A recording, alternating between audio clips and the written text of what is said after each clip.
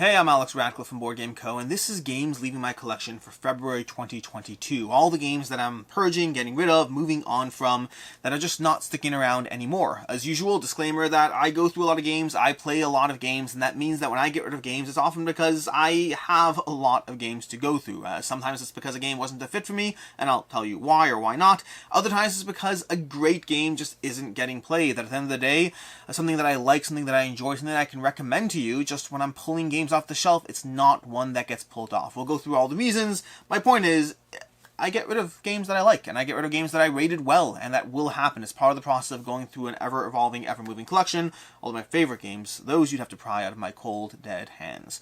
But starting off, before we dive into this, a few months ago, I put out a video covering 10 games that I had to play or else. And the or else was I specifically gave myself timelines of when I had to play them or they were leaving my collection. And they were just games that I had not yet played, but I needed to bite the bullet and get them tabled because it wasn't happening. And, well, we have one winner and one loser. I had two games that were going to be leaving in my games leaving the collection February video. Those two games were Gloomhaven Jaws of the Lion and Catan Starfarers if I had not played them. I'll link that video down below if you want to check that out. But from those, Gloomhaven Jaws of the Lion, I've successfully dived into a whole bunch. This is one that's not leaving my collection in this video. I'll remove it from the thumbnail so it doesn't confuse and scare people. I mean, scare is relative. It might leave my collection one day. But Gloomhaven Jaws of the Lion is a fantastic game that I finally dove into for the first time. Original OG Gloomhaven is a game that I had played 2 or 3 times and then never touched again, despite thinking it's an incredible game. And Jaws of the Lion, I'm like 8 or 9 games into it so far. I kind of restarted and I'm going through it with a friend as well now, so I don't know where or when I'm going to finish it. But it's a fantastic game and one that I'm very happy I dove into it. I dove into it like literally the week I filmed that video. The second one that unfortunately did not fare as well is Catan Starfarers. Catan Starfarers is a game that I absolutely want to play, and I got it for a very specific reason, but it does not get played. So it's leaving. It's going bye-bye. That's basically it. There's no real major update. That's unfortunately, if I'm going to set myself a hard deadline, you gotta honor it, or otherwise, how could you look yourself in the face in the morning knowing... I mean, there's nothing. It's going to be going. It is leaving my collection, unfortunately. That's going to be Catan Starfarers. And from there, let's go ahead and dive into the various games I have played. The rest of these games on the list I'm covering today, timestamps as usual down below, are all games I've played, but I'll start off with the 3, I don't know why I held with 2 fingers, the 3 sort of getting rid of. And let's give some context to those, starting off with The Crew. The Crew is one that is leaving my collection, but not because I don't like it, it's because I have The Crew Mission Deep Sea, and not because I like Mission Deep Sea better, but because I actually got a Geek Up set of bits or whatever it is that you can get from Board Game Geek. I actually just covered them in my recent Deluxeification video, so you can check that out if you want. But basically, it's a set of bits that fits into Mission Deep Sea that basically allows me to play The Crew and The Crew Mission Deep Sea from one box from one set of cards. And to that end, I no longer need The Crew, because Mission Deep Sea was anyways my preferred from the 2, and now I can play both, and so I'm getting rid of The Crew because I have both in the same box, sort of. It's not officially The Crew, but it is playable. Again, you can watch that video for more context if you want that, or you can watch my comparison video of The Crew and The Crew Mission Deep Sea. I did a dual review of both. The Crew is a fantastic game, and it's not leaving my collection anytime soon, except for the fact that this one is sort of leaving my collection anytime soon. From there, and similarly, we have Cockroach Poker. Cockroach Poker is a fantastic game that I really recommend. The problem is I recommend Cockroach Poker Royale more. For a long time I held on to Cockroach Poker even though I preferred Royale because of the fact that I think Cockroach Poker is a slightly easier game to introduce people to. Meaning if I'm introducing you to Cockroach Poker for the first time, then I think this one has one less rules overhead, one less degree of confusion, and so it's a better game to introduce new people to. Except over the past 6 months, I've still introduced new people to Cockroach Poker Royal. Despite the fact that there is a little extra confusion that ends up happening when you play, I find that the experience overall is good enough, or better enough I should say, that it's worth that little bit of extra confusion. And that confusion does happen. If you've played Royal, there's 2 specific cards that kind of have to, I mean they're confusing for people who've played the game, even more so for people who haven't played the game, they throw people off. But the overall experience in Royal is better enough, or good enough, or better enough is probably the right term, I don't really know, but it works in such a way that I am getting rid of Cockroach Poker because I don't play it, even in the situation that I hypothetically kept this one to play in. So again, not a game I don't like, a game I really recommend, and a game I absolutely loved until I played Royal and thought it was better. Same thing with The Crew. Two for two there.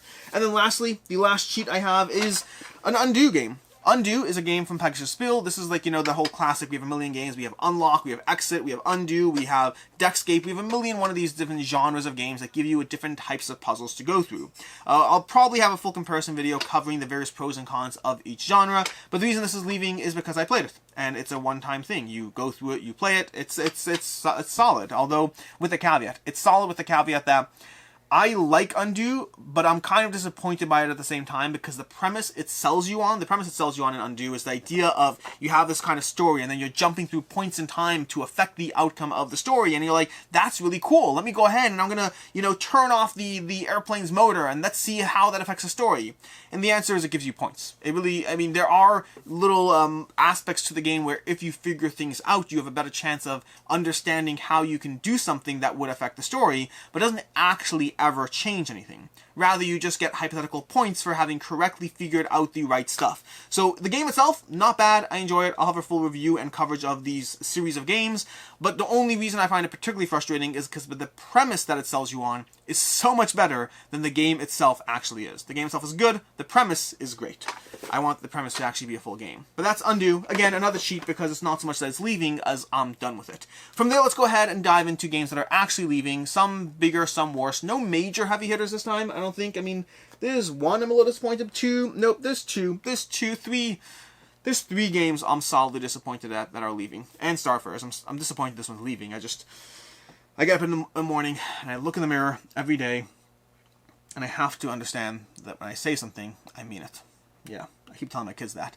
Anyways, from there, we move to Doomlings. Doomlings is a game. This is not one of the 3 I'm sad about. Doomlings is a fun game. And in fact, Doomlings almost stuck around. Doomlings almost stuck around. To the point, I recently just filmed a little thing of this one, a review of this one, and I was like, oh, it's probably sticking around because my daughter likes it.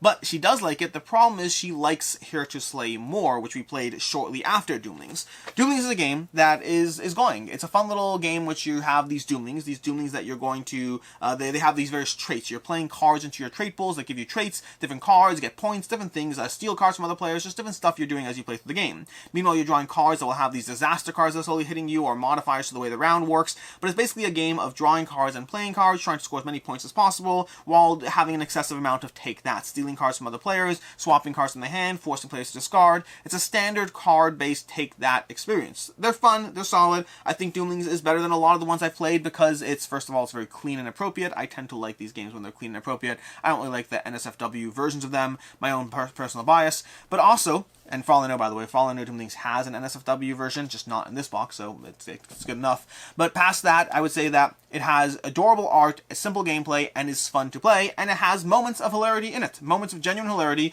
as things happen where people mess with you, and it's a lot of fun. Also not my go-to genre. Within the genre, this is one of my better ones. I think Here to Slay might be my favorite within the genre. I share my kids' reasonings of that, we'll talk about Here to Slay another time, it'll be in other videos. But yeah, I do like Doomlings, it's just not my go-to genre, and it's not my favorite within the genre, and so for right now, we're sticking with my favorite in the genre. But that's this one. Moving on from there. We have a few more small box games. We have Tiny Ninjas and Tiny Ninja Heroes. I covered this recently in a review. I covered both of these in a review. I think Tiny Ninjas is a good game, and Tiny Ninja Heroes is a little extra degree of work without the degree of reward I'm looking for. I gave this one a 2.5. I gave this one a 3.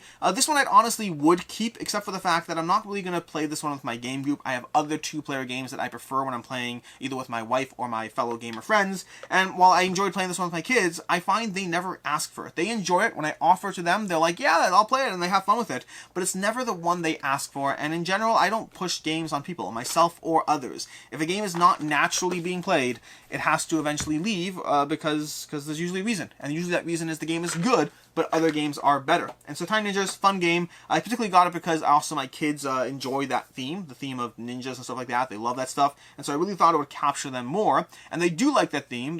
This game they enjoy without asking for. From there, we'll go with one more small box game, and this is one of the 3 that I am particularly sad about, which is King of 12. I really like King of 12. Really, really like it. If I recall correctly, I gave it a 4. It might have been a 3.5, but if anything, it's gone to a 4. King of 12 is a fantastic game of basically rolling dice and playing cards and messing with the other players. You play cards to try to predict how you can modify the dice in front of you to get points every single round. It's a fantastic game. I really like it, and it's fun every single time. Like some of these other games, like Skull, like Cockroach Poker, like other games like that, I guess, yeah, something like that, I find it falls under a category of games that are as equally funny as they are strategic. There's strategy as you play, there's strategy you try to think through how you can hopefully win the experience, but there's also just hilarity as other players play cards that end up messing with others, and then if you tie, the player below you wins. Whole bunch of fun things happening in King of 12. It's a fantastic game. But it doesn't get played. It doesn't get pulled out. Whenever we have this style of game, inevitably we pick something else. Usually Cockroach Poker. Usually Cockroach Poker is our go-to, or Skull, or what's it called? Ghost of Christmas has now become another favorite in this genre for us.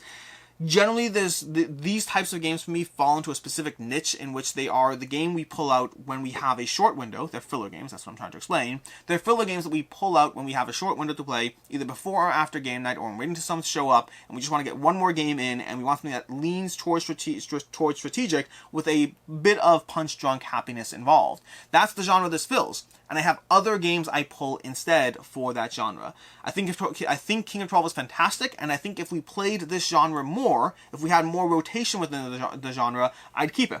But practically speaking, I played this like a few times after my review, and then stopped playing it because we played other games instead. It's a great game that falls victim to the other games are getting played over this kind of category of things. Next up, we have Flourish. Flourish is one that I rated recently, gave it a 2.5 without the expansion modules, and 3 with the expansion modules. It's fine, it's okay. I might be more biased against it because I walked in with expectations, higher expectations because of the designer, the art, the style of game it is, all those things. It's got drafting, it's got point scoring, it's got all these combinations of things, and it's from the designers for Everdell. And by all accounts, that should be a game that I love. And it's just okay. At best, to me at least, personally speaking. I just find that the puzzle of the way you're scoring in the game is not rewarding enough. There's not enough agency or control. The drafting is not typical drafting. It's this weird passing back and forth to the players next to you, which ends up with cards that end up getting passed back and forth that aren't as rewarding. I find Flourish to be okay. It's really not that bad. It's just that my standard for this style of game is so significantly higher that 2.5, like, I mean, if the first place game is just a 2.5, there's not enough agency. It's okay at best. If this is my first dive into a game from, like, coming from, you know, not knowing the world of designer board games, I'd probably think Flourish is fantastic. But I'm well past that, and I think that Seven Wonders, which was one of my first games into the genre, is a game that I love to this day, and so I just think that Flourish is not a game for me. I hope other people enjoy it. I think there's enough here that if you did like this one, I wouldn't be surprised. Although if you love this one, I probably would be surprised. I think at best it's a good game. I could be wrong, but that's Flourish, one that I am not sad to see go. Unfortunately, it was fun. We got a few games in. We called it a day. We moved on from it. Next up, we have 10. I'm pretty sure I didn't put this into any prior Games Leaving the Collection videos, but if I did, I apologize. 10. 10 is a game from AEG that falls into the category of a good game that I have better within that genre, within that category. This is one that is a fun little game of pushing your luck, bidding, and set collection as you go through it. You basically are going to be pulling cards from a card row, trying not to bust as you pull cards. But then there's a degree of bidding as you go through it, and there's a degree of set collection in terms of how you score and the cards that are worth more to you or not. It's a fun little puzzle. This is from AEG. If you love this game, I would not be surprised. I think this is a great game. I just am more biased towards other games in the genre that I find do that better. The games like For Sale, games like Captain Carcass. There are different games that give me different feelings. No Thanks, Coloretto. There are other games in the genre that to me do it better. Part of that might be my nostalgia for holding on to and loving older games, because I certainly have seen a decent amount of love for 10, enough so that, again, like I said, if you love this one, I wouldn't be surprised. There's enough of a game here that I think it makes sense. But ultimately, for me, it was a good game, one I'm happy to have dived into, and one that I am comfortable letting go and keeping and holding on to the games that, for me, do it better. From there, let's move to a second one that I am sad about. The second one that I'm sad about is Quirky Circuits. Quirky Circuits is delightful. Absolutely delightful. You should get this game. You should absolutely get this game. It's fantastic. Mine is leaving, though, unfortunately. And the reason it's leaving is because it doesn't get played. It's a specific type of game that needs a specific group, a specific mentality, and it has a degree of campaign progression. Not really campaign in a typical sense, but it has a degree of scenario progression that I feel I kind of want to play it with the same people. But I find Quirky Circuits basically gives me the gameplay experience of a game like The Mind. Okay, the mind, yes, the mind. It's the idea of it is you're playing cards secretly to advance this progression of your robot as you wander through the room, trying to clean up dust bunnies or whatever it is you're doing. You have different scenarios as you go through it, and you're trying to basically play cards in a way that will direct the robot forward. And it has this aspect of connecting with others because you all have this mental mind map of how you think the robot should progress across the room, the way that's most efficient. And so you play cards into the sequence face down without communicating to other players. And the way it works is you can pause. You can be like, You want to go? You want to go? Okay, I'll go. And so when you do that, the question is, based on the speed you're playing, based on the confidence in which you're playing, other players have to make educated guesses as to whether you're doing the same thing that they are. Sometimes things work out beautifully, you're all on the same wavelength, and it's tremendously fun. Other times, you thought going straight twice and then turning left once was obviously the better pathway, but the other person thought going straight once and turning right once was the better pathway, and so they're confidently moving forward as if they're clearly the right path, and you're confidently moving forward as if yours is the right path, and then you start revealing the cards, and things are chaos and crazy, and it's still a tremendous amount of fun. Basically, whether you're in sync or not in sync, it ends up being hilariously funny in different ways. It's either rewarding of how in sync you are, or tremendously funny as you watch your robot bang into walls, turn around, and get completely caught, and then you have a limited number of rounds before you actually win or lose the game, and then you start getting on the same wavelength and all that stuff. Again, never really communicating. A lot of fun. A great game. Even talking about it now makes me sad to see it go. Maybe I won't get rid of it. Maybe. I might try to salvage it. Really, talking about it has made me want to keep it. Quirky Circuits is delightfully fun. The problem is I don't play it. I don't play it. I don't look at it to play it. I don't pick it. Whenever I do look at it, I end up picking other games. It's not the kind of game I play as much as my heavy game group. Usually we just play the Mind, which is simpler and faster when we want that style of game. This is a little bit more involved, but it's fantastic, but it's not, but it's fantastic. I mean, it is fantastic. I don't know. This is the problem with these videos. Because sometimes I talk about a game, and in the process of talking about it, I'm like, I really like that game. This is going on my games leaving the collection shelf. The good news is, sometimes those games sit there for a while until they eventually get sold, or whatever it is, so we'll see how that plays out. Maybe I'll play it. If I do salvage it, if I do get games in before it leaves, then that's fine. But technically that applies to Catan Starfarers too. But they are going on my shelf to leave, and they are going on my for sale post or wherever I sell these things, so if they get snatched up, they get snatched up. We'll leave it to the gods to decide. Anyways, from there, let's move to another one that I'm more okay with. This one is the Night Cage. The Night Cage from Smirk and Dagger Games is a game that I enjoyed, but also am fine moving on from. The Night Cage gives you a fun experience of diving through this pathway as you go through. It's not really a dungeon, but you're kind of exploring this caverns and whatnot, trying to find keys, and then ultimately meeting up at the same gate to leave. It has escalating gameplay, which I highly recommend diving straight. I don't know if straight's the right word, but like give yourself one play at the basic before starting to escalate the gameplay, because the escalated gameplay is significantly better. Also, I have not played it thematically, meaning there's two ways to play. There's just playing the game, and then there's things like not talking to each other unless you're on adjacent tiles, or playing with the lights off and then candles in front of you, and then when you go into lights out, final flickers or whatever, you can start extinguishing your candles and really engaging and diving into the sense of darkness and theme. I have not played it that way, to be very clear. And the reason I say that is because if you look at the comments on my video, and again, I like the game, for context, it's not that I didn't like the game, it's just that it seems that would make the game even better, and I didn't play it that way. Part of that's just because I don't really play many games that way. I don't really heavily lean into like setting up the world around me to match the game, playing mood music, whatever it is. I just don't do those things. It might be great, maybe I should do them, I just, practically speaking, rarely am going to. But if you look at the comments on my video from people who have played this game, people who lean into it, people who really lean into the lights out aspect and the darkened thematic immersion, seem to enjoy the game even more. Again, for me, I'm not going to really heavily lean into that as much, and so as it stands, it's a game that I enjoyed. I like the sense of exploration, I like the sense of the puzzle of trying to figure out how to make your way through this caverns and deal with the various monsters that attack you, while ultimately not loving it enough that I'm sad to see it go. I'm happy I played it, I'm happy I got a chance to dive into it, and I'm ready to move on to it and on to the next thing. And speaking of which, the next thing is one that falls into a similar category. This is This War of Mine. This War of Mine, which I finally had a chance to play. This War of Mine is a game that, well, I finally had a chance to play, as I mentioned already. I've been saying mean things about this game. That's not true. One time. I was going to say I've been saying mean things about this game for a long time. That's not true. One time, a long time ago, in a video called The 10 Worst Games in Quacklope's Collection, this is like a year plus ago, I did pull this one off the shelf, and I was like, this is the only one I haven't played, but this is one of the worst games in your collection. And I proceeded to explain why, about how punishing and grim and dark the world is, and how you'll never win, and you have like a 20% chance of winning, and it's terrible, and like I want to actually feel like I could win, and all of those things, and all my complaints about the game were wrong. Practically speaking, they were wrong. I'm still not keeping the game, but they were wrong. My complaints about how punishing the game was, while true, ultimately when playing the game, I didn't feel as punished as I thought I would be. I felt the sense of survival. I felt the sense of trying to gather resources, of trying to survive another night, of trying to explore out and dealing with different adventures and having story points and story beats. It is a thematic, immersive world of a game that gives you a lot to go through, a lot to consider, a lot to think through how you tactically want to survive. All the opinions I thought I would have of the game, I did not have, but I still don't like it enough to keep diving into it. I enjoyed it. I see why people would love this game, but it felt like a decent amount of paperwork and work, meaning it wasn't so much about the losing. I did lose, for context. I did lose the game. I only played it once, but I lost the game. But it's not about the facet of losing or not that was how difficult it felt. Honestly, it feels like you could just try a little harder. It feels like you could find another resource or have another interaction or gather another person into that will help you out. It always feels like you can survive until ultimately you wake up and realize you're dead.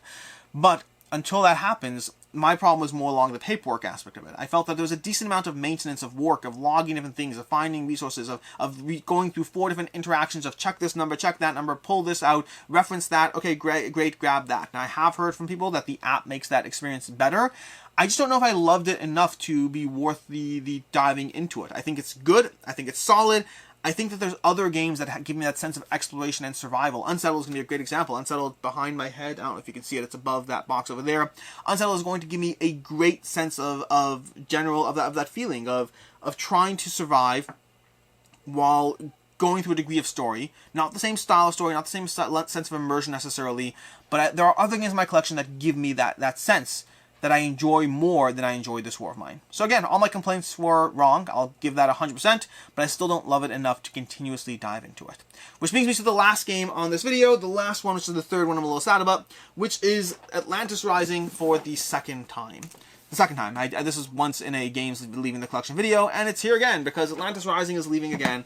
Atlantis Rising is one that, it's from Elk Creek Games, it's a fantastic game. I had my first time doing a video on this was way back in the day when I first did my Play This Not That videos with terrible production quality, terrible. Like however bad you think it is nowadays, it was worse back then. I'll link that video down below, you can check it out, it's great, it's really great.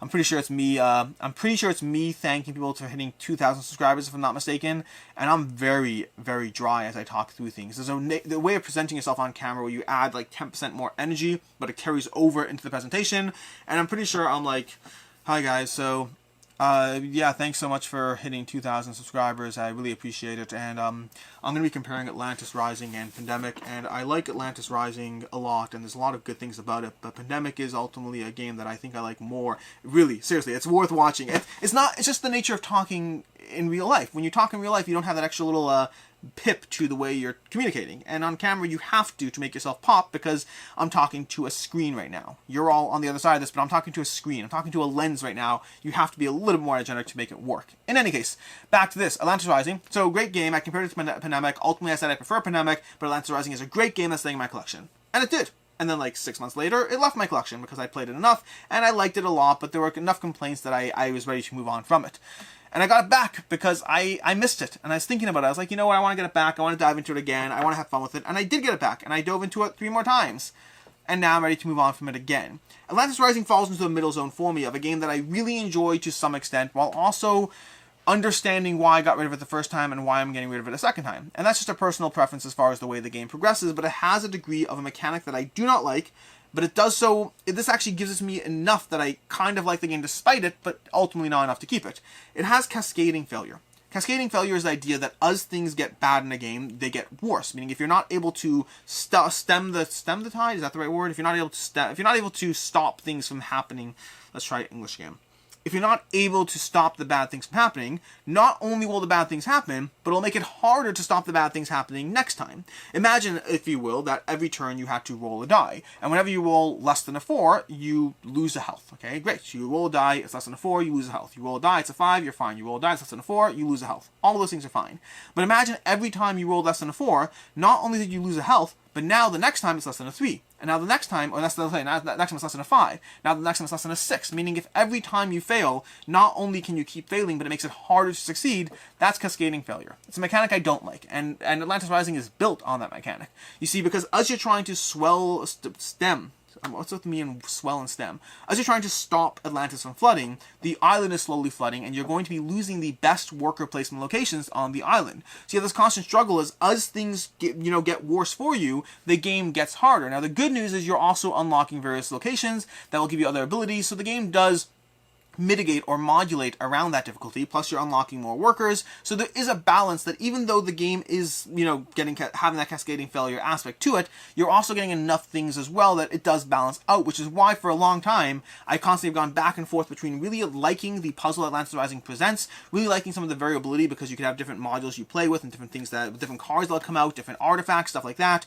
but also feeling that at the end of the day, I constantly enjoy the game and never love it. It's always just on the cusp, and then ultimately it's one that I'm ready to move on from after another 3 plays. Who knows, maybe I'll play the expansion one day, because there is an expansion for it, and maybe I'll be like, this expansion makes it a significantly better game. It's happened to me before. Lorenzo Magnifico is a game that I got back to play with the expansion, and loved it as a result. So you never really know how these things will go, but for now, I am ready to move on from Atlantis Rising for the second time. In any case, until next time, this is, well, that's before we get to until next time, these are all the games leaving my collection in February. We have one game I have not played that I am going to try to sneak a play in, but again, it's going straight up for my on-sale stuff, so if it gets snatched up, it gets snatched up. It is what it is. Let the gods decide. We have another game, Quirky Circuits, that I kind of hope I can get set plays in. I don't think I will. I think ultimately I really like the game, but sometimes things you really like just don't stick around. But that's everything leaving the collection. In general, I have a link down in these videos covering a video. There's a video I did a while ago of how to sell a game, covering the process I tend to go through as far as getting rid of games. So you can check that out in case you are someone who's looking to get rid of your own games and want to see how simple and easy it can be, although you still have to go through the process of packing and shipping and all this stuff. You do have to work to sell games, but I mean, they're worth money, so sometimes it's worth it. But in any case, until next time, I'm Alex Radcliffe from Board Game Co. I hope you enjoyed this video, and as always, have a good one.